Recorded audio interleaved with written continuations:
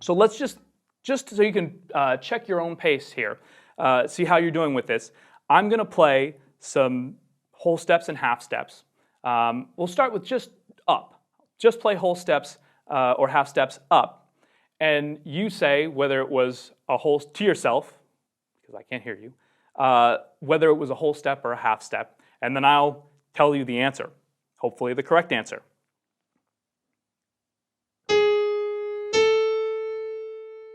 Okay, whole step or half step? Yes! I don't know. It was a half step. It's a half step.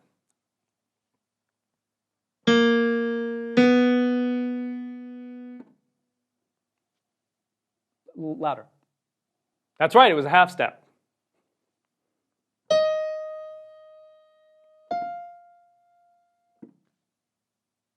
That was a whole step.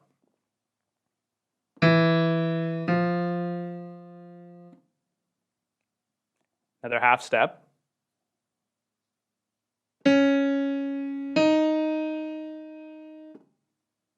Whole step.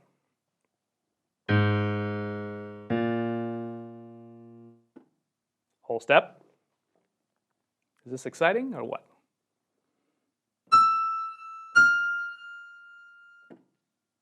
Half step.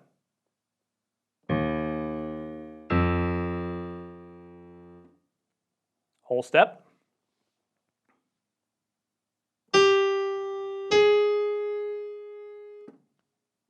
Half step.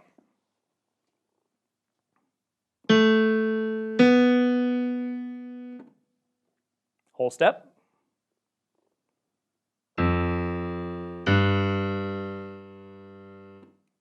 Whole step.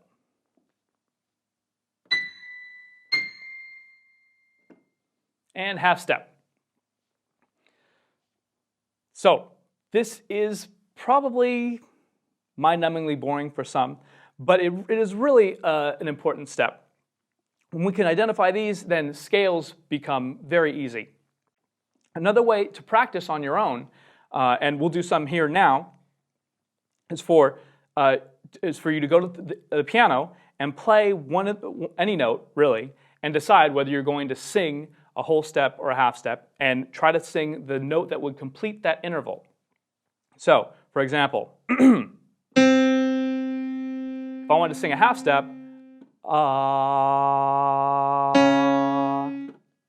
whole step,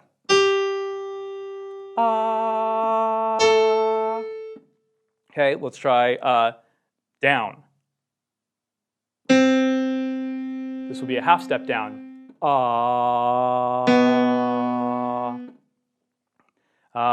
Half step up.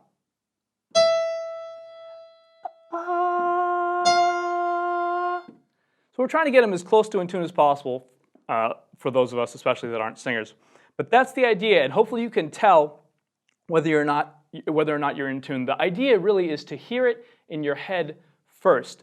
As far as intonation goes, again, for those of us not vocally trained, it's really more about, it's going to be more about the picture in your imagination of what the note sounds like.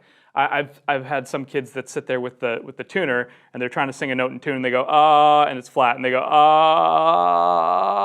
they contort themselves and try to start raising their eyebrows. Or physically, this architecture here in our body, like larynx, pharynx, all that stuff down here, is really controlled by our brain and our imagination of sounds. If you think about, if you're going to teach someone how to say the word transcontinental, you don't say, okay, well, you begin with your tongue at the front of your mouth, behind your teeth, you pull it off and release the air for the T sound, then you roll your tongue back, you just say transcontinental over and over until the picture of that sound is in the other person's head. We're assuming it's a child, hopefully, and they can repeat it to you. And that's the way it works. When we speak, we don't think about the position of our tongue and our throat and whatever. You've got to hear the sound first. Now, to sing well, then there's a lot of technique in how you use those parts of your anatomy. But for this, it's really about the intonation, the imagination and the intonation that is in your head. If you imagine the note in tune, you'll be able to sing it in tune, or at least know that you haven't sung it in tune and move your voice to the right spot. But start with the picture first rather than stressing the physical aspect of the things you're using to produce the sound. Just try to imagine, let's say, for example, I sing it and I'm flat.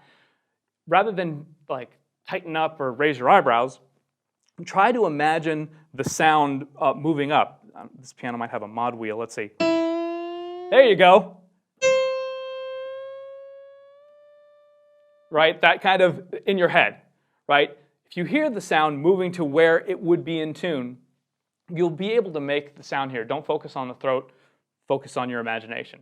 One thing to remember with listening to these intervals, as mind-numbingly boring as you may find it, there are different ways to think about hearing them. Two that occur to me are listening to, and this is kind of abstract, but thinking about listening to the distance between them or focusing your attention on each individual pitch in the interval, right? When I hear the sound, am I trying to perceive it as one thing, almost as if I heard it simultaneously, or am I listening to each individual